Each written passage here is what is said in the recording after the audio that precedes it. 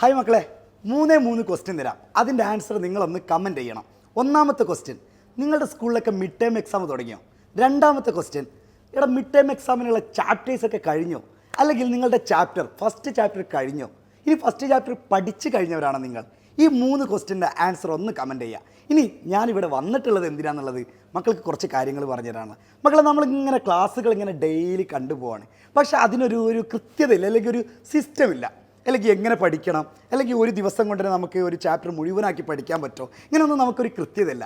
അപ്പോൾ അതിന് വേണ്ടിയിട്ട് കൃത്യം ചൊവ്വാഴ്ച, കൃത്യം 7:00, കൃത്യം ചൊവ്വാഴ്ച എന്ന് പറഞ്ഞാൽ വേറൊരു ദിവസത്തേക്ക് നിങ്ങൾ എന്ത് ചെയ്യണ്ട, പോകണ്ട. ചൊവ്വാഴ്ച തന്നെ കൃത്യം 7:00 നമ്മൾ സ്റ്റഡി പ്ലാനുമായി വരാണ്. എന്താണ് ഈ സ്റ്റഡി പ്ലാൻ? ബുധനാഴ്ച മുതൽ നമ്മൾ എങ്ങനെ പഠിക്കണം, ഓരോ ദിവസങ്ങളിലും ഓരോ സബ്ജക്റ്റുകൾ എങ്ങനെ കൃത്യമായി പഠിക്കണം എന്നുള്ള രീതിയിലാണ് നമ്മൾ വരുന്നത്. അതെങ്ങനെയെന്ന് വെച്ച് കഴിഞ്ഞാൽ ഒരു ചാപ്റ്റർ ഒരു ദിവസം കൊണ്ട് നമ്മൾ സെറ്റാക്കിയിരിക്കും. ഒരു ദിവസം ഒരു ചാപ്റ്ററിൽ നമ്മൾ സെറ്റായിരിക്കും. അപ്പോൾ നമ്മുടെ മിഡ് ടേം എക്സാം കൃത്യമായിട്ട് നമുക്ക് ഫുൾ മാർക്ക് വാങ്ങാനുള്ള ലൈവ് ക്ലാസ്സുമായാണ് എജുപോർട്ട് എത്തുന്നത്. അപ്പോൾ എല്ലാവരും അവിടെ ഉണ്ടായിരിക്കണം കൃത്യം 7:00. അപ്പോൾ ബൈ.